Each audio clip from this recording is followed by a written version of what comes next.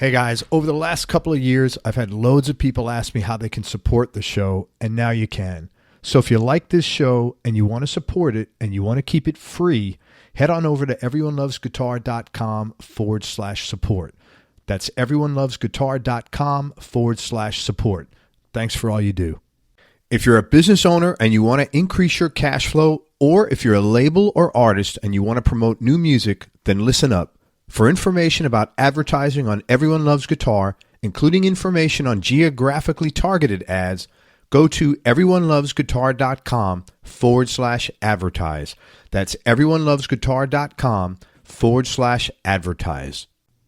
Hey guys, I got to tell you a quick story. I recently put in a pair of EMG pickups into my Les Paul Classic, and tinkering with electronics, wires, not my bag. That being said, a little over an hour later, I'd installed the pickups with literally no problems at all. And the quality of the sound is absolutely amazing. I put in the retroactive Fat 55s.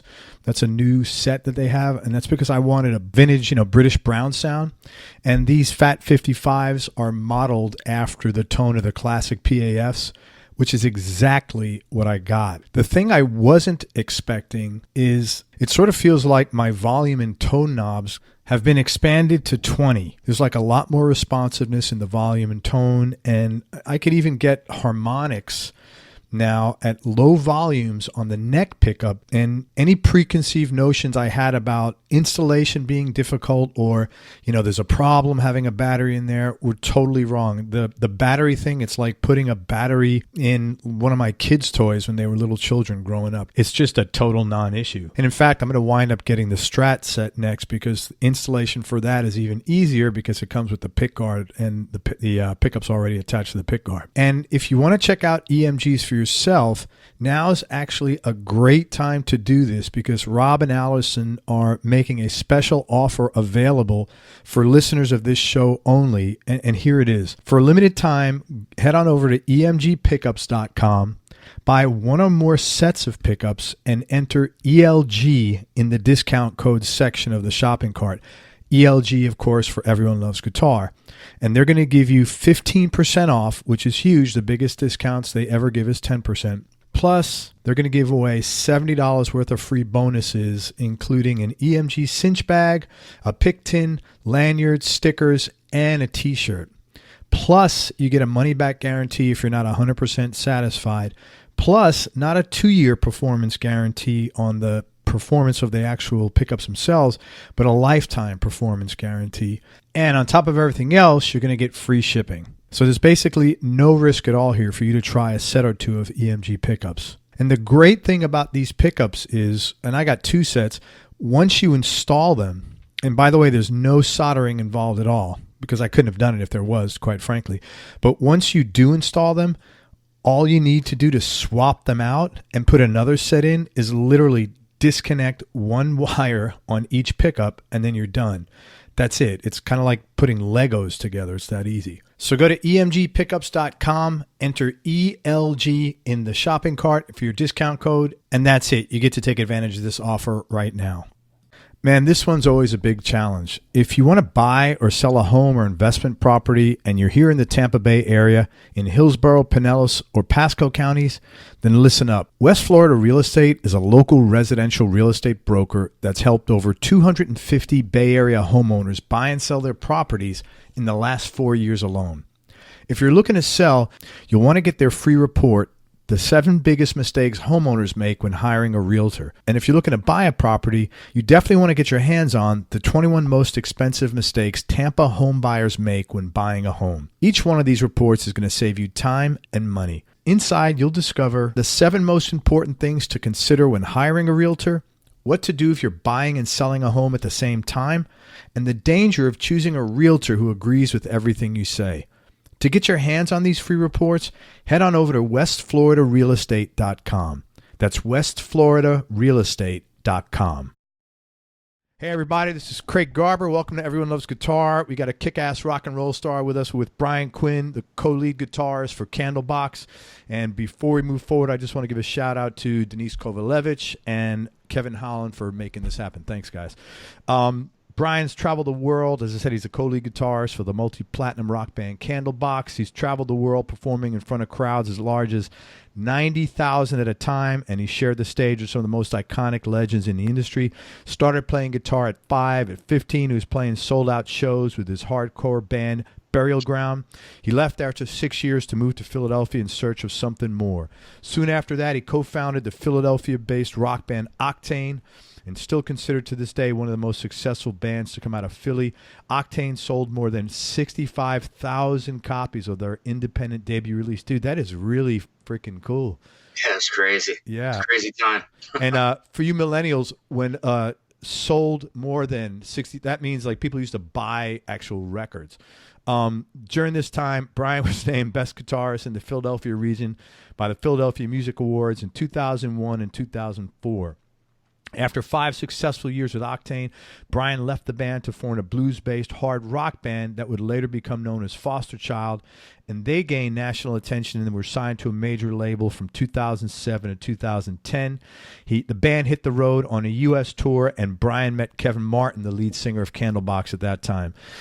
Those guys had some good chemistry, and Kevin promised him one day there'd be a spot for him in Candlebox, and here you are. He continued touring the country with Fosterchild, and he even garnered a special invitation to perform for the U.S. troops stationed at Guantanamo Bay in Cuba, where the group performed in front of thousands of soldiers on New Year's Eve of 2010. How was that, man? I've heard people say that's like so rewarding doing that stuff. It was amazing, and I'll tell you, Cuba itself was absolutely beautiful. Really? Yeah, like untouched, really, where we were in there. But just getting to go down there and play for the troops, and try to give something back to them for all the time and their duty that they sacrificed, man. It was really special for us to be down there. A close friend of mine was a lieutenant commander in the Navy.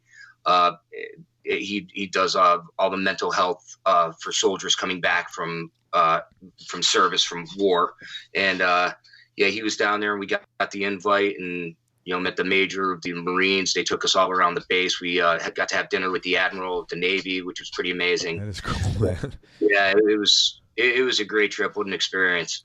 That's great, man. And I seriously, in all earnest, do want to salute anybody that served. I really appreciate that, man. So thank you. Yeah. Where are we at here? Sorry about that. I'm spacing out. Recently, Brian was invited to perform at NAMM's Ultimate Jam Night alongside Steve Vai, who we had on the show, Billy Sheehan, who's coming on in a few weeks, and many other iconic artists. A proficient studio musician as well, Brian provided the critically acclaimed guitar work on Candlebox's latest album called Disappearing in Airports, excuse me, which debuted at number 9 on the Billboard charts, as well as Disappearing Live, which was released in 2017. There are a new album in the works, which will be out later this year, I'm hoping. And in addition, Brian's lent his guitar skills to a myriad of artists across multiple genres of music and studio. Dude, thanks so much for your time. I appreciate you coming on the show. Be here, Greg. Thanks for having me. So you were in Burial Ground when really you were just a kid. Mm-hmm. And I was curious, what was like the good and the not so good lessons that you learned during that time? And were there any coping skills that you wish you had, but just due to your age, just were not available to you? Well, at that time, being that age, you really don't. I really didn't care. I just wanted to play. Yeah. And that hardcore scene was very big. I grew up in the Scranton Wilkes-Barre area, and the hardcore scene there was pretty big because we were so close to the New York hardcore scene. And as far as the good that came from it, man, I just got a lot of mileage out of it. As far as getting to shows, like just the little stuff, like when to load in, when not to load in, just getting the stage experience too at that age. It was real high energy type music and heavy music. And, we played a lot of really ratty clubs and church basements, and fire halls was a big thing. So, because we couldn't get into the bars, obviously we're the bars they do like afternoon matinee stuff and whatnot. So it was just a great experience. And then, the bad of it was you just got ripped off at every turn. You never made a penny doing it. Oh, so really? Because of your age, or just because we were kids and just didn't know better? So, it's like, I always talk about having a career in music, and people talk to me about it. I said, a lot of it is just learning what not to do. Yeah. And you just learn from your mistakes as you go on. Has that make the same? Sorry, did that help you? Like as you moved up the food chain, like that sense of awareness of, hey, let me look after the money? Because a lot of musicians are not just business minded. Yeah. Oh yeah, for sure. And even past that, just looking, I was always really interested in entertainment law. So just really educating myself on royalties and publishing and songwriting and this cut and that cut. And, so I've been lucky enough that early on in my career, not long after Burial Ground, I met a very good entertainment lawyer that kind of walked me through a lot of stuff when I was younger, and then moved on to a different entertainment lawyer later on in my years who kind of even taught me a little bit more. That's great. I've always been a sponge, especially with guitar, but also the business end of it, just listening and surrounding myself by people who know more than me, because I always want to know, like, why does that guy know how to do this? And I want to know how to do it. That's great. Yeah. One of the, sometimes I ask a question, anything you wish you did different? And one of the most common answers, I wish I would have gotten schooled in business earlier. So kudos to you for doing that, man. In your bio, it said you left Burial Ground to move to Philly in search of something more. What were you looking for, and why'd you pick Philly? So Philly was the closest big city to the Scranton Wilkes-Barre area, and at that time, no bands were really getting picked up out of Scranton, and Philly was still pretty hot at that point in the early to mid '90s. So I had applied for college and got accepted to Westchester University in their classical guitar program. Oh wow! So I moved down here. And I basically moved down here and never went home. I just fell in love with Philadelphia, and I fell in love with Westchester especially, and spent 2 years in the guitar program there. And it really wasn't exactly what I was looking for, just because I wanted to be in a band and be able to you went from hardcore to classical. I'm like processing that. I'm like, wow, that's pretty open. I got to give you credit though. That's really open-minded on your part to be even willing to do that. As far as musically, and especially with guitar, I've always had a pretty broad stroke as far as what I like. I like everything from classical up to Cannibal Corpse and Slayer. You know what I mean? So and everything in between.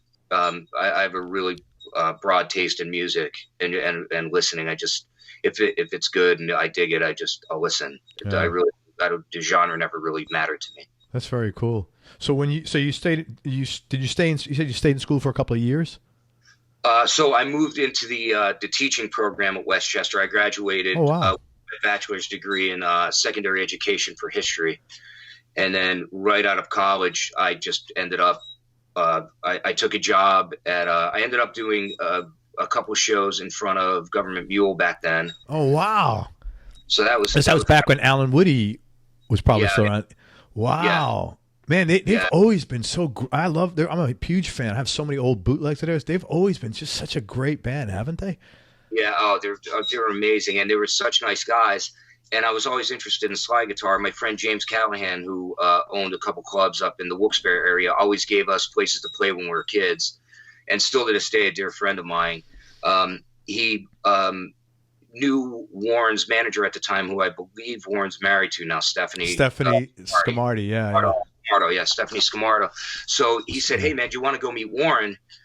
He's playing the show." So I was under 21, in fact, and he brought me to a show to meet him, and we got to talking. That was basically my introduction to slide guitar. He moved his room to an adjoining room of ours, and I got to spend a little bit of time with him over a couple of days, and was like, "Hey man, you do this, you don't do that," and that was kind of my education on how to play slide guitar. That's so cool. You got private lessons from Warren Haynes. That is that's pretty freaking cool. And it was quick, man. It was a quick thing too. We didn't get a whole lot of time together, but it was just that time was very. It meant a lot to me. And he was my favorite player at the time. One of my favorite players at the time. I was following the Allman Brothers. Once I heard him playing slide, I just followed the Allman Brothers and saw them dozens of times. Yeah. Just to get enough of this guy's playing live, because I was just trying to figure out what he was doing, But then when I had finally gotten to meet him and he sat down, I was like, "No, man, you mute here, you do this. It's a lot of right hand." Just kind of gave me some really good tips. And he was like, "Just find dudes you dig, listen to Elmore James, and just find guys you dig." And from that point, I found, a lot of who was the Tampa Red was a guy that I loved, obviously Robert Johnson. And and then I found like Ry Cooder and Sonny Landreth, some like the newer guys. But yeah, I just went back to kind of what Warren gave me advice on, and that was it. And it really meant a lot to me and really helped me in my career. You ever hear this guy, Junior Kimbrough? No, I don't know him. Oh, he's awesome. Just kind of like in that genre, that, older sort of black dude who played like in, like illegal juke joints down south. But there's quite a lot of recordings of him. And his album titles are like really, like, they're very negative, but like one of his albums I like is called Most Things Don't Work Out. Like a great title for a blues player, but goddamn it, it's like it's a great record. But he's really good too. One of those guys. So Kevin tells you that you're gonna one day he'd have a spot. My question was, that's kind of an unusual thing for a lead singer who's active in a band to tell you, like, hey, there's going to be a spot for you. Was like that guitar chair chaotic or something, or? No, not as far as I knew. It was really just, it was more of a, we're going to work together at some point. Oh, okay. Yeah. And, it wasn't specific to Candlebox. We had discussed it, years prior to me playing, where, I think a lot of what was going on with Candlebox at the time was up in the air. And yeah, we just, we wanted to work together. So initially when he had called me for us to work together, he had a side project that he was working on called Le Projet with Morgan Rose from Seven Dust, the drummer from Seven Dust, Adam Curry, who's our bass player in Candlebox, and our friend Lenny Serzosi, who's in a band called the Mayan Factor, and he's based in Staten Island. So they had called me to just come in and do a couple sessions for them, and I went in and laid down a couple solos, and it really worked out. And they've offered me a slot in the band to do this side project, which I was like, yeah, man, it'd be awesome. And me and Morgan were on a string, man. We really worked together well.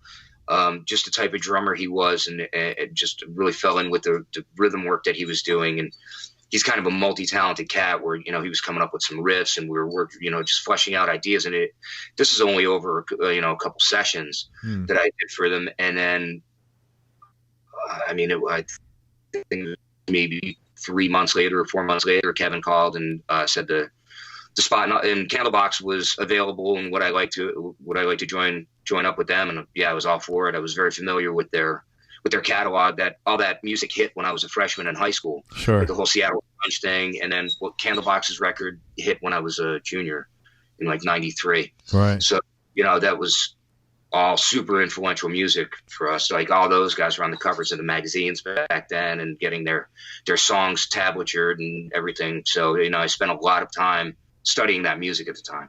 You sound like a real, it seems in just talking, you're like a really committed student, and from a work ethic standpoint, where did that come from? Any place in particular, or like, where'd you get that hustle from? Most likely my grandparents, I would have to say. My grandmother's work ethic was outrageous. She worked up until the time she was 97. She just passed away. She passed away on New Year's Eve. Oh my God, sorry. Yeah, thank you. I appreciate it. 98 years old. She had a wonderful life, but just the hardest worker. She managed, 40 rental properties and ran a hardware store and 2 contracting crews for my grandfather.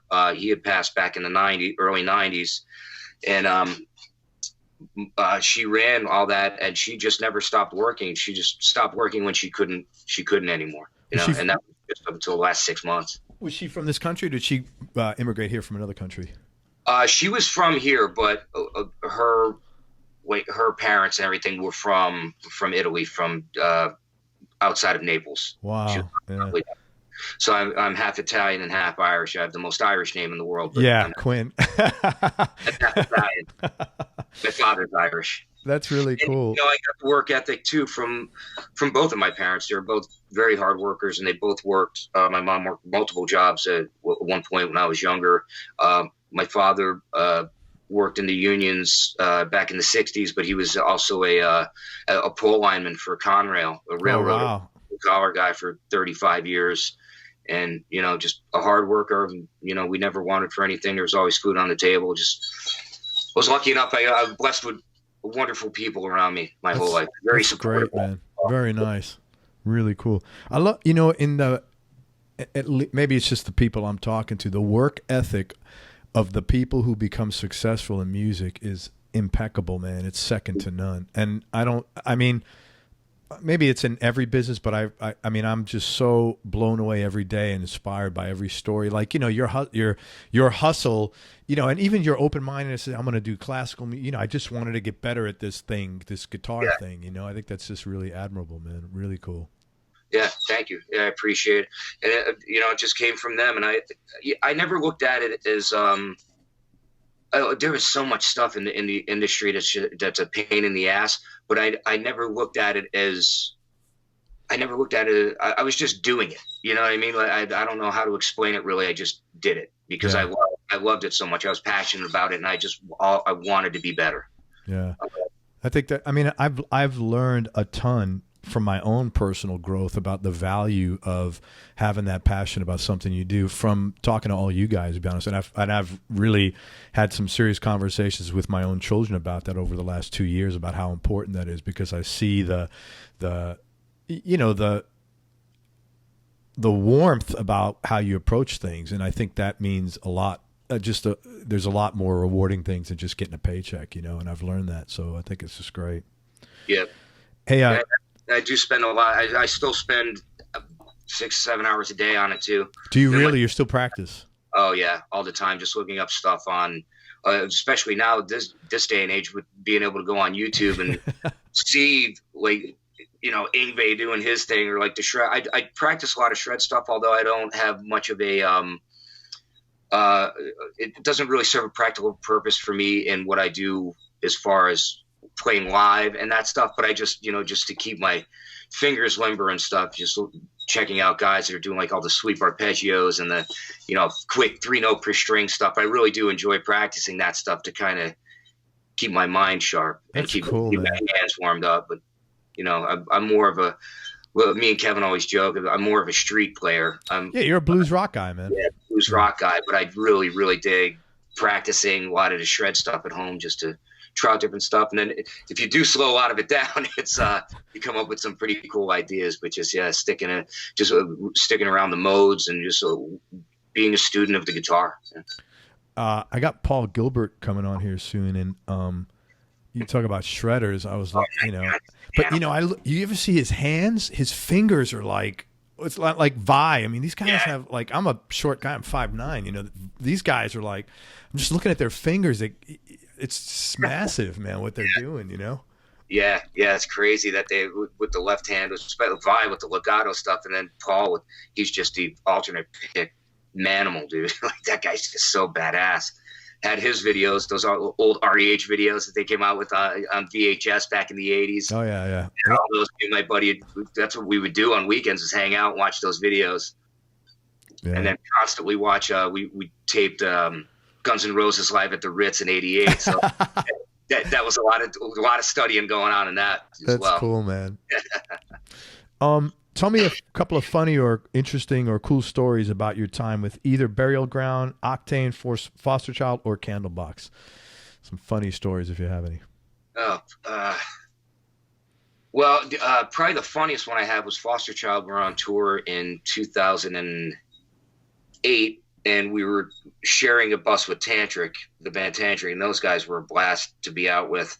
But we had a show in Grand Rapids, Michigan, and we were opening for Tantric on that tour. And just one particular show, the guy that was my guitar tech at the time forgot to tape down 2 of the 1/4-inch cables that went from. I didn't have a loom at the time, so oh my god. Taping them down, so they were loose on the stage, and he hadn't taped them down to that was with the on my outside. It was on stage left, and they were running back to my amp, and I didn't see them, man. And I slipped on one rolled under my boot. Oh my god! And I slipped, and I caught my balance, and then the other one, when I stepped back, I hit the other one and just fell right on my ass. And it was at the intersection in Grand Rapids, Michigan, and the place was packed. There was thousands of people there, man, just completely wiped out. But I didn't break the headstock on my guitar. That's what I was thinking. As soon as you said this, I'm like, oh my God, Gibson headstock gone. You're so lucky. Yeah, I completely lucked out. I was able to hold it off the ground. I took the brunt of the hit. That was like one of the funny stage stories. Yeah, other than that, man, it's just like getting to hang out and see all of our buddies backstage at a lot of the festivals. You know, we'll just catch up on old times and like that, and just have a lot of laughs. We're never at a shortage of laughs, especially with Candlebox, man. Like, all of us really enjoy being around one another and being on the bus together. It's constant ball busting, which is great. I grew up in a long line of nut crushers, but, you know, with an Irish dad and 2 older brothers. You know, it's just great. A long line of nut crushers. That's great.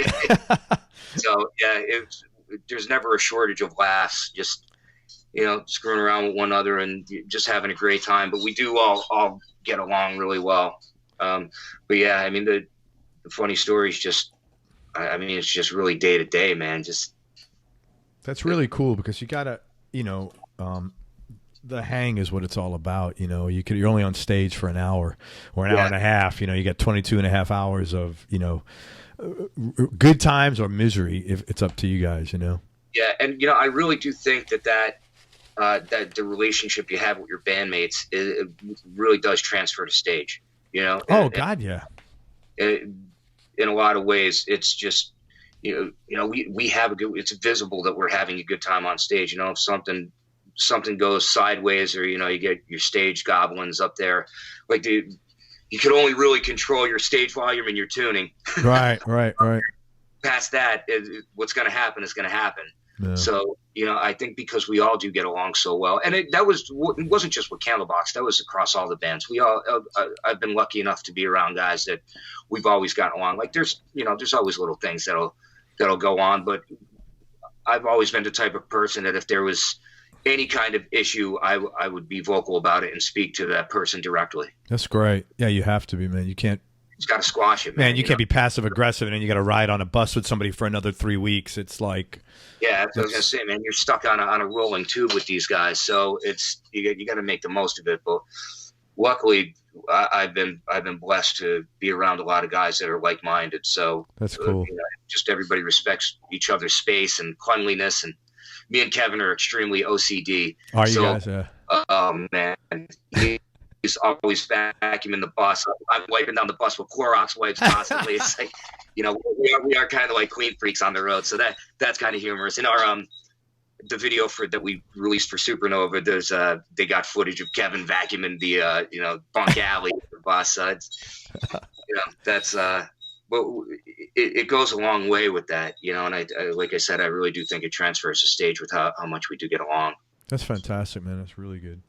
Are you working on anything now that you're excited about in particular? Yeah, well, we'll be going back in. Candlebox is going back in the studio in August. The way we made Disappearing in Airports, Kevin came in with a couple skeletons of songs, and then we just kind of fleshed the rest of the album out. We had that record done in 2 weeks. Hey, that's great. Do you record in a proper studio, an old school studio, or do you have a home studio, one of you that you all put together, or? Well, the last Candlebox record, we went into Think Loud Studios in York, Pennsylvania, that our friends from the band Live own. Oh, cool! And that place we wanted for nothing. It was just completely worked out, state of the art, no stone left unturned. And that facility is beautiful.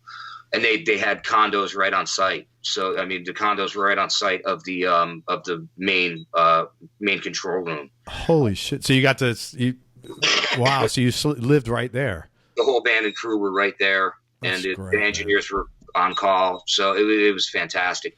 But that was a big reason, I think, of why we were able to get that record done that fast. But that was a very instinctual and stream of consciousness type record. It was kind of like our on the road, Jack Kerouac on the road album, you know.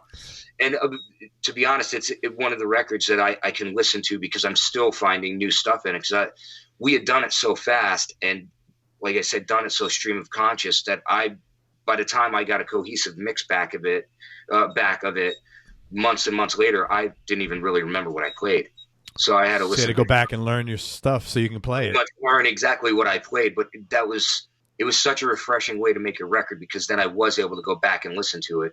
You know, Kevin, we all were very proud of that record and love that record. But yeah, I'm still finding some new stuff in it, and not just my own stuff, just, you know, stuff maybe Adam did or Cruisin did on the drums, which there was just so much that guy does, little nuanced stuff on the drums. It's killer. That's so cool, man. So how is this one going to be made? Do you have any idea, or? It's looking like it's going to be the same way. Oh, that's great. I'm kind of welcoming it to be that way, just because of how well it went last time. Again, Kevin will probably come in with, I know he's working with some outside writers as well this time, come in with some skeletons of songs, and then we'll just do what we do to it. That's awesome, man. So certain songs I'll be in more of a session capacity, and other songs we'll just write from scratch, which is always a challenge, but completely up for it, because I think that's just, you can't get any more creative than that. Well, dude, I'm looking forward to that, and I hope lightning strikes twice, and I look forward to hearing it, man, and hopefully having you on the show to talk about it. That'd be great. Thank you. So you grew up in Wilkes-Barre? Yes, yeah, a town in between Scranton and Wilkes-Barre called Pittston. And it sounds like you had a really good childhood. Yeah, it was a great childhood. My parents, like I said, were very hard workers, very good people, raised by wonderful people on both of their ends, and just my parents are still together, still married, 52 years. Dude, that is so cool. That's so rare, man. Yeah, how about it, right? That is so rare. Like my kids, because I was just saying we've been married 25 years. They're like the only they're the only kids that their parents are together, man. It's just really, it's just crazy, man. I feel lucky. You know, we actually like, I mean, it sounds like you and, you know, Denise is saying, I actually like my wife hanging, especially I like her more now that the kids are gone, quite frankly. My wife is my best friend, man. Yeah. That makes a huge difference in your life, man. Yeah. Oh yeah, of course. Been very, very lucky on that end as well. And, you know, like we were talking before, I think we were recording, just when her and I met before all of this, and really before any of the music stuff took off. So there was no hidden agendas there. You know, we've been just tight since day one. Yeah. That's really cool, man. Congratulations on that. Thank you. Do you have any other side hustles going besides guitar, playing guitar for a living on stage? Yeah, you know, I signed up for this app called Meat Hook. I was telling you earlier about MEETHOOK, where there's a lot of like really well-known cats that have signed up for it, and you could just go on there. They post an available schedule on that app. You have to have the app and put your information in, and if you know they came across me or any other like drummers or guitar players, I mean, there's oboe players, harp players, PR consultants. It goes across so many genres of the music industry. You could actually just go on there and search for somebody you dig, and if you see they have an available time, you put your credit card in and you get that time with that person one-on-one through a video lesson. So yeah, I'm going to be doing that. I have yet to really get that up and running, only because of my touring schedule has been insane. And then if I'm off from Candlebox, I'm still home in the Philly area doing a solo acoustic hustler, this and that. And sure. Aside from that, I just golf. Good for you, man. You a good golfer? I'm just getting back into it after years. I can hit straight. I'll hit him straight. Do you know, you happen to know a guy named Matthew Lee out of Nashville? I don't. He's a great golfer. Matthew Lee and another guy, two guys I interviewed out of Nashville a long time ago, Chuck Ward and Matthew Lee. Right. They golf all the time. Really good golfers. You ever run across those guys? I'm always looking for a challenge. Again, that's another one of those things. It's like a lot like guitar playing, just repetitive motion, and you only get as good as much as you practice. Definitely, man. Hey, what were some of the low points, Brian, or maybe darker periods that you've had to deal with through life, and how'd you get through them? Really just trying to get myself established. Really wasn't I don't ever really think I looked at as dark points. You know, I did take it certainly wasn't a dark point, but right out of college, you know, I like I said, I had a degree in teaching that I could have went and gotten a job and a career and went straight in, been making, you know, better money than making music at that point. But I went in and I took a job at Tower Records, making minimum wage at that point, just so I could meet label people. See, man, that is really impressive. Yeah, so I took that job. I think I was making maybe $200 every 2 weeks at that point, or somewhere around there. But I knew all of the label guys that were signing these new bands that were coming in. Like at the time, I believe Disturbed had just gotten signed, and there was a bunch of killer new bands that were coming out at that point. And I knew just from going in record stores to buying the CDs all the time that the label guys, all the sales guys would be coming in there to pitch their new bands and see if they could get them into the stores. So I kind of positioned myself there to meet label people. And I did. And that's how I had met my first music attorney, entertainment attorney, was through those sales guys. And then they introduced me to some A&R guys, and it just kept networking and networking. Yeah, I can't. That's really that's really awesome that you did. That's very calculated, and that's commitment, man. That's fucking serious, man.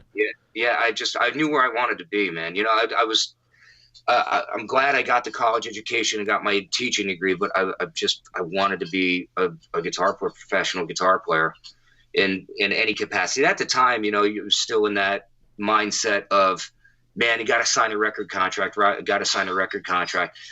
And you build it up in your head as to be this thing. I guess that could be a really dark thing. Like, you build it up to this thing, and then when it finally happened, I'm like, and we went through everything that we dealt with the label stuff. It just kind of worked completely opposite of it. Really actually kind of hindered being progressive and productivity at that point. You know what I mean? Where it was just, now we're dealing with all this other bullshit that doesn't even matter at this point. You know what I mean? It really kind of it took focus off the music, really. Yeah. So I'm just glad we made it through that. I guess I'd say that would have been the darkest point, was actually signing the record contract, because it just did, for us at least, it didn't, no good really came of it. That's too bad. And I have heard that this is not the first time I've heard this story. And it's always the same thing. Man, I thought signing a record label, getting a record deal was where it's at, and boy, was I wrong. That's exactly what I've heard.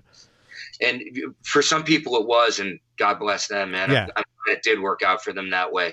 But it just for me, it wasn't meant to be, and I was fine with, because the good that did come out of it was because of the people that I met through that experience was what led me right to Kevin Martin. So was basically how Kevin and I met, and you know, all those years of networking, working at Tower Records and everything. And I don't mean to say that the Tower Records experience was dark by any stretch, because I met a lot of wonderful people through that as well. Sure. But yeah, just getting to that point, it was, you know, a lot of hard work and a lot of networking and just playing all the clubs.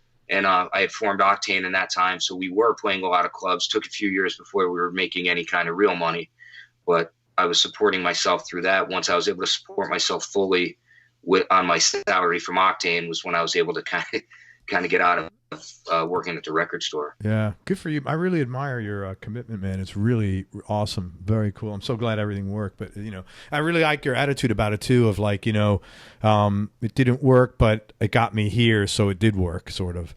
Yeah. You know, I'm here now. Yeah, and I think that's the way you got to look at things in general. Otherwise, you kind of be bitter any other. I mean, everybody has hardships, you know. It's like you gotta take the good with the bad, I guess. It's never going to go the way you build it up into your head, or the way you flash. Yeah. But, you know, I think really just sticking with it and staying dedicated and having discipline and a passion for something, you know, it's no substitute for the hard work. Yeah, man. I'm really happy for you. Any advice, if you could go back and give advice to your younger self, assuming you would have listened, is there anything you would have wanted to tell yourself that would have made life easier in any way? I wish I would have, as far as guitar went, I wish I would have listened to my my guitar teacher back then at the time to really, his big thing was don't learn patterns, learn the notes, learn the fretboard, learn, you know, a lot of more of the theory stuff, as much theory stuff as you can. And, you know, there was a lot of guys that said, well, Eddie Van Halen didn't know any theory. he's Eddie Van Halen. And I don't know how true that is. It's easy for someone to say that, Yeah. And that's probably the biggest thing, as far as the guitar playing. It took me a little while longer after that, because when I had gotten into the classical program, I could have been so much further along with my theoretical knowledge, and I wasn't. And that was kind of there was a pretty hefty learning curve. If you had known the neck a little better. Yeah. Just knowing it a little bit more, really everything kind of began and ended for me with the Circle of Fifths. Once I kind of unlocked that theoretical knowledge, that's when everything kind of opened up for me. And then it was really just putting the time in. Very cool, man.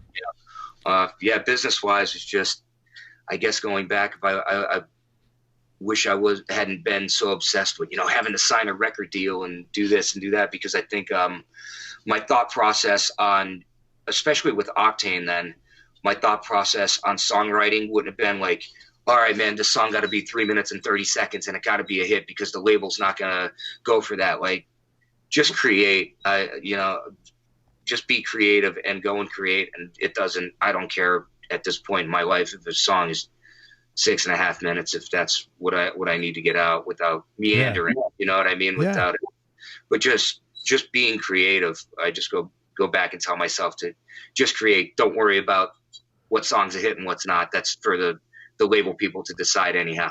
Yeah. Very cool, man. That's really good advice. Hey, let's talk about gear for a few minutes. You showed me some of your very cool guitars there. What's your go-to guitar right now? My number one is an 89 Les Paul Standard Cherry Sunburst. That was my very first Les Paul. Really? And that was I got it when I was 15. My aunt she passed away from a very rare form of leukemia. I was very close with her as my mother's sister, and she bought that for me on my birthday, and that's been my number one. Not only what a great gift, man. It was so cool of her to do that, and she was a hairdresser, and I know she saved up, and it was a lot of hard work for her to get that guitar for me, but she knew how much it meant to me to have a Les Paul, because I was just such a Randy Rhoads and Slash and Zakk Wylde and Warren Haynes. I was gonna say that's Warren's guitar, the Cherry Sunburst. Yeah, man. So I was just and Dwayne Allman. And Billy Duffy. I mean, I could just go on and on and on with the guy, John Sykes. I could just go on and on with the guys that were Les Paul players that I just idolized, So finally getting a real deal Les Paul was just such a big deal for me. So she bought that, and that's been my number one. And on top of it, the sentimental value of it. Oh God, it sounds so good, man. Like I hate I hate leaving it home, but sometimes I have to. That's great, man. Really good story. It's funny you mentioned John Sykes. I connected with him recently. I need to follow up with him. This show has been so weird. I've been really open. I've opened myself up to listening to the environment, and everything has worked. Yeah. For the first time in my life, I've opened myself up really to that. And by doing it, everything has worked. So I hooked up with John a while ago. Now you just mentioned his name. So now I got to make sure I call him and I book him on the show, because we had spoke. It's just really weird how all this shit has happened. Like how so? Like what environment you mean? Like the Les Paul environment or the? No, just opening up. Oh no, you mean like opening up just to listening to people? I got just being much more open to listening to the messages the universe is sending me, and they usually send them through other people. Yeah. Right, or through situations. So I hooked up with John a while ago, and we kind of talked briefly. Then he he friended me on Facebook, and I've been meaning to call him. And now that you mentioned him, I said, okay, that's my final message. I've got to call, because it's like John Sykes is not a guy people mention very often. No, and he's such a monster player. Oh my God. Right. The slide it in stuff and the that self-titled. When I heard that riff and the tone that he had for Still a Night, I was like, man, this dude is just outrageous. And it was a Les Paul and a Marshall, as far as I knew. I think it was that Marshall that he travels with, I believe. But man, his tone on that record, both those records, his tone anytime, even with Blue, and then when he had Blue Murder, that was just completely sick. Yeah, was just talented guy. So now I got to call him, and thank you for. That's great, man. Well, that's why someone had mentioned Denise had mentioned to me, and I don't know why it skipped over my head. And then when Kevin, I said, "Man, I know that name," and I said, "I got to get him on the show." It's just really, I'm like very trying to like be, and everything is kind of, I shouldn't say this to put this out there. I mean, things have run smoothly, because of that. So it's been, I'm always like, I want to make sure I don't stop listening. So I just made a note. Okay, John Sykes, boom. So thank you. So your number one is your '89 Les Paul Standard Cherry. What's 2 and 3? 2 and 3, probably, I have a 97, I believe it's 97. Yeah, 97 Black Classic. That was that first year that they came out with those ceramic pickups in it. So that thing's a flamethrower, man. That's a pretty hot guitar. That's with the 500 and the 498T, I think. Yes, yeah. I have that sitting here. They made there was a friend of mine that was working at Gibson, and I believe that they made a run of these for Mick Ralph's when they did that Bad Company reunion. And I picked this up out in Westchester. I think it was one of the 15 that they had. Oh, that's cool. Done for him, yeah, which I didn't know at the time, and then just going back and kind of researching the guitar, I found that out. So it's just a Les Paul Classic, but it's black. Yeah, I actually have that one right here. My dude, let me see it. I haven't unpacked from tour yet. Very cool, man. That's really clean. Yeah, man, it got some burns on it. But I got some. There's some wear on it. They did I don't know if you see it. They did a limited edition. Yeah, I see a little decal. This one, my red Sunburst. Beautiful guitar, really pretty. Thank you. Yeah, my red Sunburst is upstairs. I still haven't unpacked for tour. I just got home yesterday. So. Oh my God. Yeah, so I haven't unpacked it yet. And what's number 3? Number 3 would be probably my. Oh man, I don't know. I love my Flying V, but do you play that a lot? I can't really travel with it. We do so many fly dates that I can't really travel with it because there's no case for it. I'm hoping mono creators. I use those mono cases to fly all the time. I'm hoping that they'll come out with something for a V or something wide enough that would fit the V, because I certainly would take it. That thing's a rock machine. But my other one, I'd say my number 3, which I've never been a big custom guy. I love all Gibsons, and I really did want a custom. That's a 1990 custom that I picked up about 10 years ago. I was being very patient in finding. I wanted an Alpine white custom that yellowed over, because I wanted one like Randy Rhoads is my guy. He's my number one as far as the hard rock and metal stuff. So I wanted a Les Paul that was yellowed out like his, and I waited and waited and waited, and this one kind of found me. Where'd you find it? Oddly enough, it was a guy up in not far outside Philadelphia, up in I think he was in like Royersford or Collegeville, Pennsylvania, not far outside Philly, and he had a private collection, and I found it online and went up there and checked it out, and the price was really reasonable, and I got it. So that one is in 1990, and it's a custom. Like I said, I'm just so used to rosewood fretboards that the ebony board feels a little heavy to me. But I did want a custom in my collection. It didn't end up being my number 3. And the weirdest thing was I had switched out the rhythm pickup in there to another Gibson. What was it, the 498? I guess is the rhythm. That's the one. Yeah, that's the one in the classic. Yeah. So I switched it out to one of those, and when we took out the pickup, my mother's name is stamped in that guitar. So I don't know, whoever was maybe did the quality control at Gibson or whatever, but her name was Barbara. And when we lifted that pickup out to change it, my mom's name was stamped inside of it. Wow, that had to give you a little goosebumps. That's kind of weird. That was kind of odd, So yeah. Well, dude, you were meant to have that guitar. That's for sure. Yeah. Like I said, it found me like all normally do, That's really cool. So you like hotter pickups? You usually play hotter pickups? Yeah. My big thing with pickups is if it sounds good, man, I just like everything stock. I really won't change anything out. I wasn't crazy about the pickup that was in that custom, which is why I changed it out. I like that really deep, warm, like really bassy, low MIDI tone out of, because I use that pickup a lot for soloing. I have an MXR, just a micro amp boost. That I just hit that when I'm soloing, and because I don't use any distortion. I'm pretty simple when it comes to the guitars and the amps, man. I just want a stock guitar that sounds great, that has good pickups in it. That doesn't necessarily need to be hot, but just sound good. And then as far as I've used pretty much all Marshalls. What are you playing out of now, primarily? I have, well, because we rent backline so much on the touring, I usually just use Marshall JCM high gain dual reverb, the 900s, just because of what the gig calls for. Excuse me, for what the Candlebox gigs call for, So I use two of those. I use two half stacks as my dirty sound, and then I use a Roland JC 120, the jazz chorus, for my clean. Okay. And I switch between the clean and dirty with an Ernie Ball pan pedal, because it drives. I can't stand like the pop of a hard switch from a clean to a dirty channel. Yeah. So that Ernie Ball volume pan gives me that option where all the way back is clean, all the way forward is the two heavy half stacks.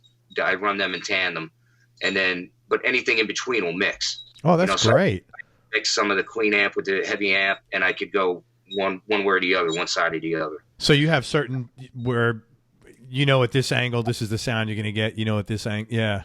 Right. Yeah. That's really cool. Like a song like Sometimes off the Happy Pills record, I have it pitched equally right in the middle between the clean and the dirty.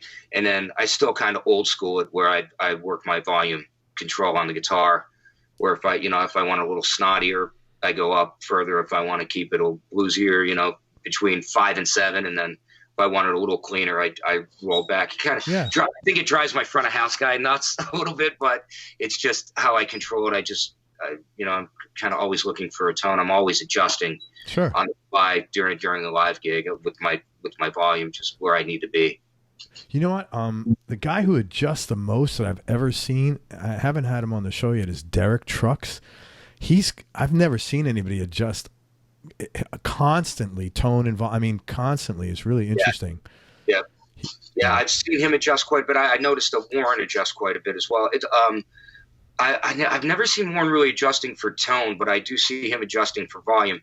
And for as many times that I've seen him play, I was telling you earlier, just dozens and dozens of times with Allman Brothers and Government Mule, his adjustments, you could hear it. You know what I mean? It makes sense. The guy is just so he's just so dialed into where his tone is and where he needs to be at every split second. It's amazing. I love watching that guy play. But that goes back to what you said earlier. You said, about golfing. You said, hey, it's like guitar. You got to just get out there. Who's plays more than that guy? Yeah, really. He's playing 300 nights a year, maybe more. Maybe more than that. Again, the work ethic guy, and coming up and, following guys like that and really studying players like that. You're not only studying their playing style, you're studying how much these guys work, because he's always on the road.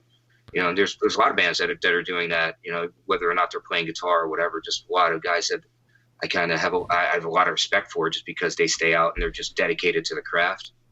Speaking of that, anybody who influences your playing that people would be surprised to hear? Probably. My biggest influences that people would be surprised to hear be like Clarence White from the Byrds. Oh wow! I was showing you that black Les Paul back there. Oh, that's the B bender. That's why I've never heard anybody have a Les Paul with a B. Like, do you play in country with that? What do you? Like. Yeah, I'll do sessions with it. The majority of the sessions that I do are kind of B-bender and like slide guitar. But I do play a lot of slide guitar. So outside of Candlebox, like the session work and any of the pickup gigs I do with my buddies from local gigs around the area, just anything to keep the guitar making noise. whether it's acoustic or electric. I played a ton of slide. But yeah, I got that Les Paul B-Bender back in the day. Just kind of ran it again. It found me in a music store in Northeast Philly, and I saw the price on it. I was like, "Yep, I'm getting it." Because I was initially looking for a Telecaster that had the Parsons White B-Bender on it, and that particular one has the Parsons White B-Bender on it. But that's a custom build. All of the guts are inside that guitar. Very cool. Which was pretty interesting because normally you see the big plate on the back, on the back of the guitars. And oddly enough, two nights ago, I was on a gig with Audley Freed in Nashville, and he had a telly body. He had a different neck on it, but it was a telly body, and he flipped it over, and he had all the guts of that B-Bender built into the guitar, but he had plexiglass over it, which I guess really took care of the weight. And he showed me how it was working, and it looked like a different, just kind of a different mechanism, but it was a Parsons White mechanism. And oddly enough, Gene Parsons installed it for him. I was just going to ask if Joe Glazer did that, because that sounds like something Joe Glazer would do out of Nashville. Yeah, he said Gene Parsons himself. Oh wow! Installed that, and when he turned it over, there was Gene Parsons' signature on it. So, I guess back to the original question. Clarence White from the Byrds, it was a huge influence for me. Roy Buchanan is another guy that was a massive influence for me. Like that guy's tone and just his feel and just the odd bends and just being so creative with it, just like kind of such a soulful player, man. And just really just using that guitar as a vehicle for channeling, you know. That guy was just did no choices, and the tone and just where he would, and the phrasing he just always blew me away. Yeah. And then going back, like way back, I mean, Tampa Red is probably my guy for glass. I played closed top glass slide to, the Corsican bottle, and obviously I'm a big Dwayne Allman guy. So I was right prior to Candlebox, I was playing guitar for Greg Allman's oldest son, Michael, and we did a whole Allman Brothers tribute thing. So I got to play all Uncle Dwayne's slide parts, which I was in my glory doing that. Is he down here? And I'm in Tampa. Isn't he near here? Yeah, I believe he is. Like Port Richey or something? Yeah, I think he is. Or Newport Richey or something? His dad and uncle, they were out from the East Coast, I believe, right? East Coast of Florida? Yeah, Michael, Michael is out near Tampa because he came to see us in Tampa. Yeah. I think he is out that way, yeah. Yeah, I thought so. Yes, I played guitar for him for a little while, and I was just, like I said, man, I was in my glory getting to play, all Uncle Dwayne stuff. That's really cool, man. Very cool. What's the best amp and best guitar you've ever owned or played? Best amp or guitar? I played a JCM 800 at a gig. It was a backline rental at where the hell were we? It was at Jurgles Rhythm Grill in Warrendale, Pennsylvania, out near Pittsburgh. Mm-hmm. This backline company came in, and they had like Dude, your memory is like really sharp, dude. Yeah. That was impressive. Yeah, I mean, you're not saying the name of that Jurgles, 3 times a week. I'm pretty sure. Yeah. No, well, I remember it's a great place and they have a great staff there. But I remember it mostly because of this amp. This backline company brought in. It was a cloth front JCM 800, and they brought it in, and it was on my side of the stage, and it had like I don't know if it was faded or if it was like more of like a silvery like cloth that they had where the big Marshall logo is. Mm-hmm. And I plugged that guitar in. I had that and a 900 running, but I usually test them one by one. So when I hit the standby on that JCM 800, I hit one A chord, and I turned around and I was like, I will buy this amp from you right now. I heard one chord out of it. So that was one of the best amps I've ever played out of. I have a JCM 800 sitting right here, which is like an early 80s. It's a 4 input that my friend Paul Hammond, who's the guitar player for Get the Let Out for their Zeppelin. They don't really call them a Zeppelin tribute. There's so many Zeppelin tribute bands. It's like, I mean, and you know what? I've talked to a couple of them, and they said that. Do you know John Wiedemeyer by any chance? He's out of Vegas. I don't know. Guitar player. He's in one, and he was telling me that he said it's really hard to get booked because it's the weird thing. Like if let's say your buddy's band plays a certain clubs, they're loyal to that Zeppelin tribute band. They won't book any other Zeppelin tribute bands in there. So he said, because we've been trying to get to the East Coast and nobody will book us because they got, your buddy's band or whoever. Yeah. So, well, I mean, their whole niche is that they recreate the live or the studio records. Okay. So they don't do like the live performances. They don't. They're not doing like any impersonations or anything. And there's 6 or 7 of them in the act, and they're doing all the guitar parts, and they have all period correct gear, which is pretty outrageous. Yeah, it's pretty cool. But outside of Paul doing that, he's a brilliant. Electrician, basically, I would call him, because he works on all the electronics and just has his knowledge of that. It's I always joke with him, call him Rain Man, because he's so good with that. So building all of his own amps and everything. So he modded the particular Marshall that I have now, and gave it to me for my birthday about 15 years ago. That's a great amp. Dude, you must be a very good person, because everybody gives you like really nice gifts. So you got to be putting out some good energy, man. No, these are really like very personal gifts that people are giving you, and some of them are costly, and of course the one from your wife is different, but that's really you must be putting out some good vibes. Well, he's always been very good to me. Paul's a very close friend of mine. We're neighbors, actually. He lives just a couple blocks away. So yeah, we do spend a lot of time together, and he's always been very good to me. And he knows I was in it for the long haul, that I'm a lifer. So he was like, "Yeah, man, you got to check this amp out." And in fact, I'm going up to a friend's place later today. Paul texted me yesterday. He said there's an early '80s Silver Jubilee original to 2550. Said it's as clean as the day is long. So I'm going up there today, and hopefully going to be coming home with it. Good for you, man. Congratulations. I hope you do. Yeah, me too. That's another. I'm very patient as far as waiting for amps and guitars. I kind of wait for them to just rear their head and find the right one. Because I don't want to jump the gun and just buy something to do an impulse buy. But if it's the right guitar, the right amp, and it's there and it finds me, I'm gonna pick it up. Well, you're in traffic, so something's gonna find you at some point. Yeah. Might as well get the one you like. Anybody can buy anything, Yeah, and that gig we did in Nashville a couple nights ago with Damon Johnson with his band. Oh, you play with Damon? I had him on here. Yeah. We just did a gig with him in Nashville the other night. And have they gotten that thing sorted out? If he had a whole problem with like pledge or something. So that's what this was for. This was a fundraiser for him. Yeah. Okay.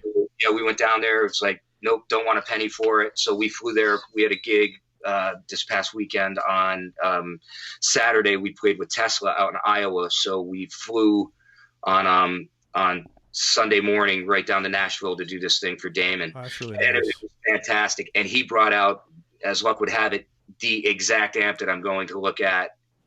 Not the exact one, but the exact model. And they don't rear their heads too often. He's got a lot of equipment. Yeah, a lot of great equipment too. So he brought out a bunch of stuff. Was, gracious enough to let us use all of his gear and trust us with it. So that's what we did. We just went in and used everybody else's gear. Oddly, and myself, I use. Like you said, I do those channel switching, or the switching between the clean and dirty. So Oddly and I used an older DeVille, so I used that for my clean, and Oddly just, as he would, smoke that thing.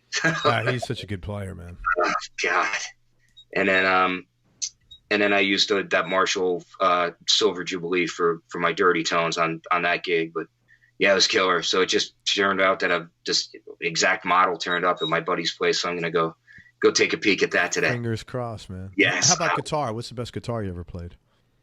I got to play an original 58 Les Paul at Songbirds Museum in Chattanooga, Tennessee. And if you ever get that way, I would recommend stopping in that place. It's guitar heaven. Songbirds Museum. Yeah, Songbirds Guitar Museum in Chattanooga, Tennessee. Is it an actual museum, or is it a store just called Guitar Museum? No, it's a museum. I mean, nothing's really for sale there. A couple guys own it. I know they basically combine their guitar collections. I think Vince Gill donated put a lot of his guitars in there to see. I mean, they have Dwayne's original Firebird that he used on the Aretha Franklin sessions. Oh, that's great. Muscle Shoals. I mean, he got some rare stuff in there. But he had an original 58 Paul that he let me. He took me into the vault and let me check it out, and I got to play a couple notes on it. And I mean, that's my guitar. Like even more so than a 59. The 58, the original Gibson 58 that's the one I would. That's the one you'd go. Do you know Greg Martin from the Kentucky Headhunters? Yeah, yeah, of course. He's got a 58 that he takes with him. Yeah, God, yeah. I don't know if I travel with I don't know if I travel with it. I know. He doesn't take it out with him all the time. He'll take it out once in a while. He's got a Gibson made years ago. This is go on a rant for a minute. This is a guy. All he plays is Gibsons, and Gibson made a limited edition Greg Martin guitar, and then they stopped making it, and they need to give that guy some light because he's a Gibson lifer. That's all he plays. He's a great blues guy, you know. Yeah. Anyway, and he's a great person, so that's why I'm on a bit of a rant. Yeah. No. What? Also, my buddy Paul Hammond, who we were just talking about, that the electrician guy. Yeah, he gave me he gave me like a permanent loaner on a 58 VOS custom shop, Paul. So I have that upstairs. That never leaves the house. That's like when I'm sitting and having coffee in the morning, I have a little Black Star, like one of those little cube amps. Yeah. Sitting on my coffee table, and while I'm sitting watching the news in the morning, I'm warming up, playing that. With that custom. I all the time, yeah. Good for you, man. That custom shop, man, it's beautiful. That's a 58 VOS Cherry Sunburst, which I love. Very cool, man. Yeah. Desert Island Discs, top 3. No particular order, just your knee-jerk reaction just for this moment. Desert Island, well, definitely Guns N' Roses' Appetite for Destruction. Do you remember when that came out? Like it came out at midnight? Yeah, I got it the day it came out. Yeah, I did too. I went down to the record store, yeah.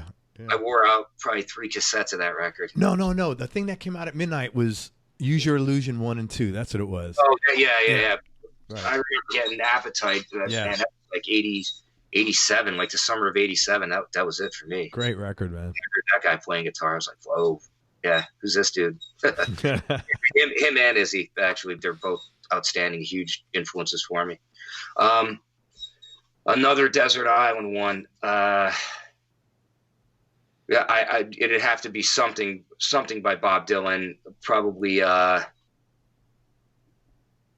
guess off the top of my head, maybe Blood on the Tracks or Highway 61. Highway 61 is so great, man. Yeah, I mean, it just something by him.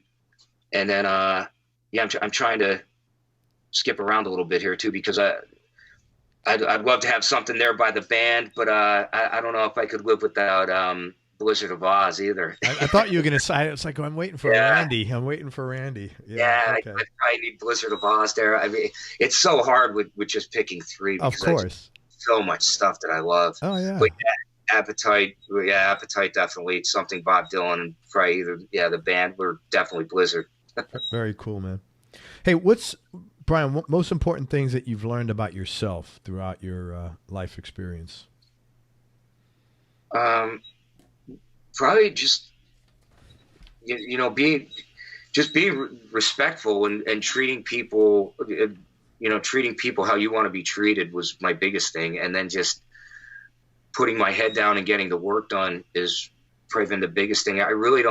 It's nothing I've ever stopped to think about. Like I said, I just do. I just kind of keep looking forward and keep working towards being a better player and being a better bandmate and being a better husband and son and all of the above, man. I just want to be a good person and be prepared, I guess. Really, I've found that preparation meets opportunity. So then that's it. You said so many good things. You said, I just want to be a good person, keep looking forward, do unto others, just put your head down and work. All good stuff, man. Thank you. Real cool. This tough question. This What do you like most about yourself? I'd say the work ethic at that point, if I had to choose one thing, and that I'm extremely loyal to any of my friends, anybody that needs anything. I'm always there for them, and I'll do anything I can, shirt off my back for them. If they need help, I'm there to help. Are you a Scorpio? No, I'm not actually. I'm a Virgo. I think that kind of explains a lot of the OCD. Why Virgos? What is Virgo? I don't know. What are Virgos think? I guess just very, opinionated and very focused in and kind of perfectionist. Okay. I don't know if we're recording when we're discussing the OCD, but like I was telling you how well us and the Candlebox. Yeah, you guys, you and Kevin are like, yeah. Well, we get along so well, but me and Kevin are total clean freaks. Our bus is immaculate. It's so funny. After every run that we do, every driver is like, "Hey, if you guys need a driver, clean up after ourselves." They don't like all they're doing is driving. The bus is immaculate. It's like I wake up every morning, wipe it down with the Clorox wipes. That is really funny, man. Like a total germaphobe, and OCD, I guess, is kind of a downfall. But what do you do as a performer? Because everybody's like, "Yo," and shaking your hand and stuff. Do you what do you do? Give them the fist, or what do you do? No, I don't mind that. Like I'll shake hands and everything. I just always make sure I wash my hands. I've seen guys wear gloves. I haven't gotten that far, right. But at least like not in the summer or spring. But yeah, no, I just. Because some guys are like won't shake your hand, and they're like, oh yeah. I'm not that bad. Yeah. I'm bad, but I'm not that bad, or I guess good if you're if you're OCD and clean. Yeah, OCD and germaphobe wording of it. But now it's I never mind that. In fact, I love meeting as many fans as possible and as many fellow musicians. Like just the way I was saying, that Nashville gig the other night, man, just blew me away. That was the first time I got to spend some minutes with Brad Whitford and Audley Freed, and ran into a couple guys that I had met before, but we really didn't know each other. Now we had, kind of traded information. I got to chat with Frank Hannon a bit, That's cool, who was a big influence for me. Tesla was a big band for me back when Mechanical Resonance came out and the Great Radio Controversy. That was good albums. Oh my God, they were wonderful. And just a great blues player. Just picked up a lot of stuff from his playing. Back then too. It's funny to think about. You go back, there's like your influences that you have that are, really you either wear on your sleeve or that are right in the front of your mind. And then, hearing Frank live and seeing Tesla live, that was the fourth time I've gotten to open for him. I forget how much of an influence that guy had on me and those records had on me, especially with the songwriting end of it as well. That's cool, man. Yeah, it's funny because my wife's a little OCD and I'm the opposite. Like I will put my hands anywhere. I don't really give a shit. And she's like, she'll just call me over sometimes if dirty work has to be done. And she goes, "How do you do that?" I said, "Look, I peed in a New York City subway station. Like nothing's going to fuck me up worse than that. Yeah. Back in the day when they had toilets in the subway. So I'm like immune forever because of that, I think, Yeah. No, I don't mind getting dirty. I'm still a guy's guy. I don't mind getting dirty on that end. But just as far as the keeping stuff clean is where me and Kevin are always OCD about it, Hey man, whatever floats your boat, whatever fucking makes you happy. It's not like you're hurting anybody in the process. So what the hell, do your thing, man. Yeah. Happiest moment in your life? Gosh. Getting married. I don't mean to hesitate. Getting married because I'm married. Getting married. You didn't hesitate. Yeah, I did marry my best friend. So that's very cool. Yeah, that was pretty monumental for me. You're getting some props when she listens to this. Yeah, right. Yeah, I hope so. She's like, "Oh, you had to say that." No, I really didn't. But that really was monumental for me, and very happy. Kind of a culmination of all the years that we're together and all the hard work that we've done together. Because as you know, she owns the PR company and represents a lot of bands, and she's worked very hard, and her work ethic is very hard. And when two people own a business, it is tough. Yeah. And you're both entrepreneurs. That is not an easy thing by a long shot. Because entrepreneurs, you have good years, bad years, and you still got to do your thing, man. Yeah, I mean, we make a good team, and that's the only way I'd like to work. You know what I mean? And Very cool. She supports me 100% on my endeavor, and I support her as well on hers. That's great. So, yeah, and then I guess career-wise, man, I don't know if I could really pinpoint one thing, because then I'd be kind of discounting a lot of others. I mean, just to be able to what I do professionally and make a living at it. It'd be probably my biggest achievement and what I'm happiest about, That's great. Just even if I wasn't doing it with a national band, I've kind of found the way as I've gotten older, measuring success was just making a living at being a professional musician. I mean, no matter what you're doing, it had nothing to do with the record contract or albums or a national band that sold this many records. I do love where I'm at, for sure, and I'm very thankful and blessed for the opportunity and appreciative of it. But yeah, I mean, I think I'd just measure the success by you're making a living doing what you dig. You know what I mean? And not just playing guitar.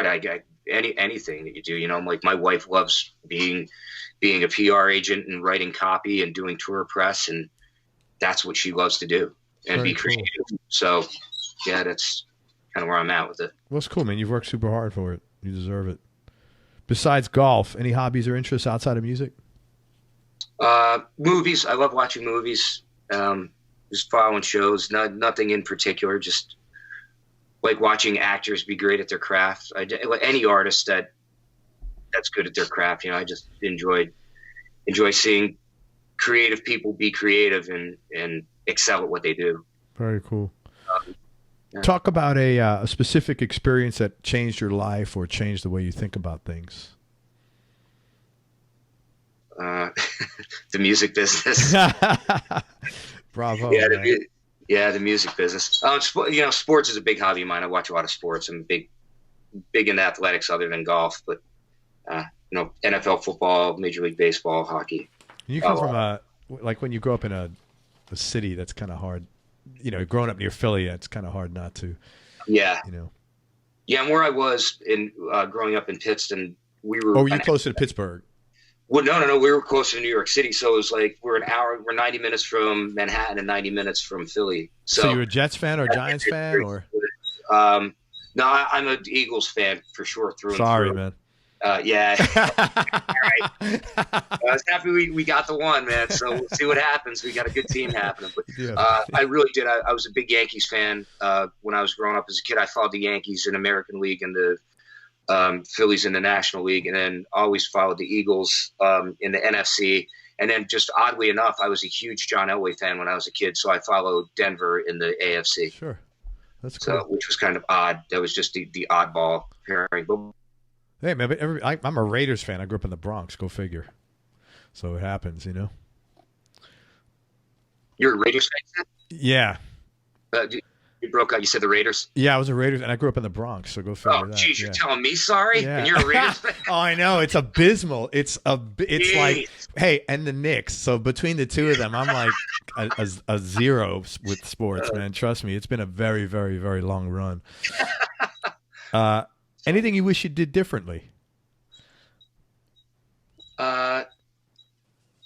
No, except for the fact, like if I had to do something different, I guess I wouldn't do it different only because I met my wife at college, but I was really, really hard. I had my heart set on going to Berkeley College of Music when I graduated high school. And, my parents were just kind of bugged out about that, just going straight up, like right into a school to basically just training you for rock and roll, So, but certainly not a regret. I kind of wish I went there and maybe even did a summer course, did something, because I just think that level of education that you're getting as far as, being able to be a hard rock guitar player or whatever, for that genre of what I was into, I think would have put my playing far, far ahead of where it was at the time.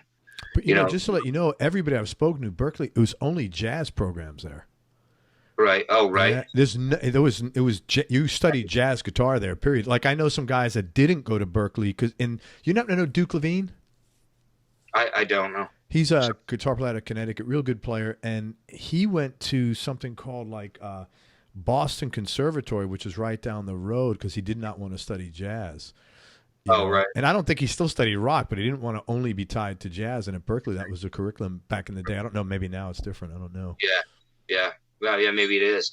But I mean, that's the only thing that I could think of from back then that I was kind of, we had that mindset of, well, I guess sign a record deal or, really want Berkeley. But yeah, as far as doing any of that, and career wise, especially now, man, I think it's all worked out the way it was supposed to work out. To be honest with you, it just, like I said, just kept my head down, keep doing the work. That's awesome. 2 more questions, man. Toughest decision you've ever had to make, or most difficult thing you've had to do? Tough decision, I guess, was up and leaving my Octane. When I left Octane, that was a really rough decision for me. I didn't really want to split from those guys. I was making fantastic money. So that was what I really, that kind of would always factor into it, when you got to keep food on your table. Yeah. I was making really good money with those guys, and I thought we were about to hit a stride, but it was just one of those things. I don't think we were all on the same page of where we wanted to go professionally. And that was a really tough decision that weighed tough on me. I didn't want to do it. I kind of had to do it. Sure. Professionally, personally, I don't know. Hardest decision I had to make personally.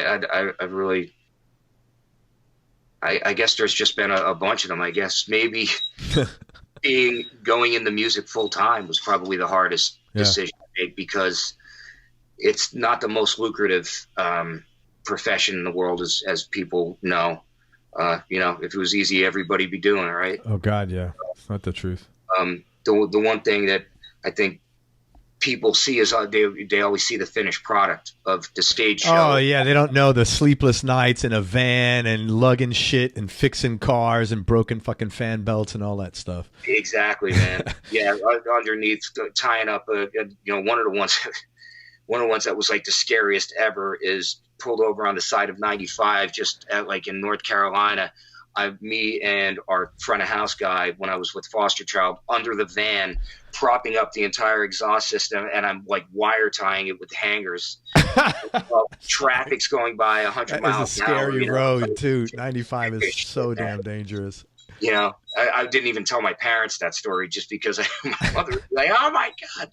But it's just seeing the end result of that stuff. Yeah, I don't know. I guess that was a tough decision. Was just foregoing a very stable career to go into one that's completely unstable, not very lucrative at times, and it requires 100% of your attention and dedication. It's just there was no way to halfway it, and I'm glad I recognized that early, and I'm glad I went through what I went through to get there.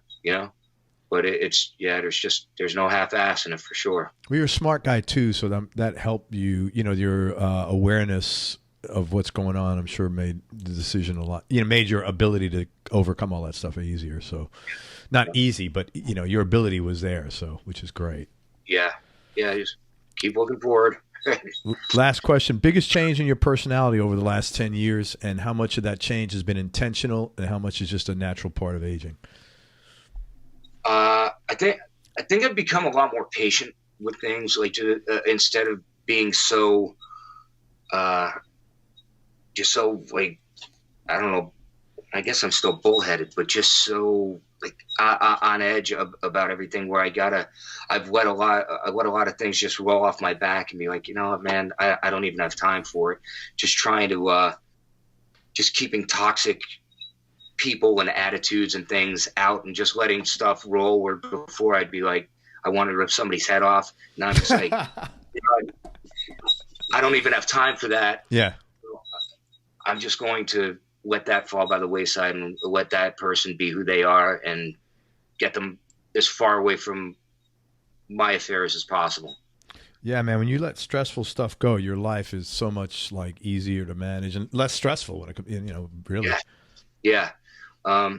So that's about it. Just patient and just,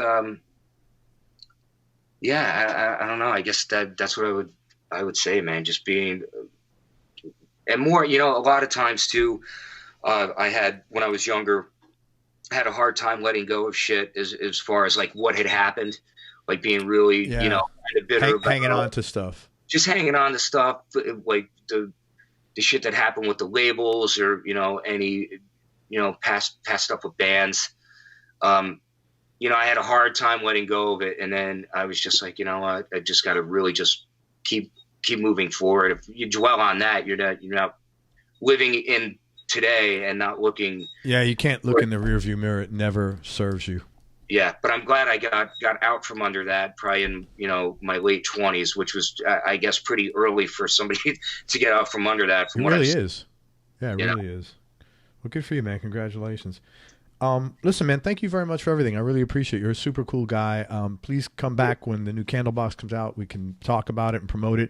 And let me tell people where to find you. So sign up to Brian's website. He's got an email list. It's at Brian Quinn Guitar, and Quinn is, of course, Quinn. So go to brianquinnguitar.com and sign up to Brian's email list. Also, you can hit him up and engage with him on social media. On Facebook and on Twitter, it's Brian Quinn GTR. And on Instagram, it's Brian Quinn Guitar. And he's got a YouTube channel. Is that Brian Quinn Guitar as well? Yes. Okay. So hit him up on all the social media and subscribe to his YouTube channel. Subscribe to his email list at Brian Quinn Guitar. Also, check him out on Meethook, meethook.com. And you could engage with him there and take a lesson from him, or just have him show you his guitars for an hour on Skype if that's what you like. Who the hell knows, right? It's anything. Like your time, they're renting your time for whatever you want. Yeah. So I have stuff set aside for lessons. There's stuff set aside for like songwriting consults. That's great. Your consult, like anything like that. Whatever they want to talk about. Very cool. It'll be in the description of the time frames that are on the app as well. Like it'll be a half hour. I do the guitar lessons in 30-minute intervals. And very cool. Whatever else they wanted to chat about. Yeah, and I appreciate your time and having me on. And, thanks, man. No, it was my pleasure. Just getting to chat, man. It was really good talking about all that stuff. I don't get to do it too often. Oh, cool, man. I'm happy, and thank you. And check out Candlebox. Will be doing a new album release in fall or winter. Yeah, we're going in August to record it. So, yeah, probably early 2020. Early 2020. Great. We'll look forward to that. And thank you for everything, man. I appreciate it. Thanks, Rick. Everybody, thanks for listening. If you enjoyed this interview, please share it on your social media channels and subscribe to the podcast. We appreciate your support. Thanks so much to Brian Quinn for spending time with us. Again, please support Brian's music with Candlebox on tour. If you go to I'm assuming candlebox.com, the touring schedule is there? Candleboxrocks.com. Great. is on there. The schedule's on my website as well. Great. Yeah, we got the European tour coming up too. So you guys coming down here, or you probably just here? I would imagine. Right. We were there not long ago, but next time we get down there, we got to get together. That'd be cool, man. Yeah. Go to a guitar shop and I could watch you buy some more gear. There's a great guitar shop down here, actually. Or drool over it and wish I could afford it, right? But yeah, we usually do Janice Landing down there in St. Oh, yeah, that's a really cool. You know what, man? I used to see Mule down there, but the last 2 times they came, they like totally oversold it. I couldn't breathe there, man. You come down here in August, it's like fucking brutal as it is, outdoors. It was so crowded, man. I went once with my son, and we left after the first set. And once with my wife, and my wife was like totally besides herself. She was like throwing me a bone coming with me, and she's like, "I gotta go." I'm like, "No problem, I gotta go too." So, but that's a great venue. I love that venue. I saw Robin Trower there a couple of times. Great show. Yeah, man. Monster player as well. And thanks, and support Brian's music. Go to his website at brianquinnguitar.com and sign up to his email list, and all his socials are on there. Make sure you go to everyonelovesguitar.com, sign up to get on our newsletter list so you and I can connect. And most important, remember that happiness is a choice, so choose wisely. Be nice, go play your guitar, and have some fun. Till next time, peace and love, everybody. I'm out. Peace.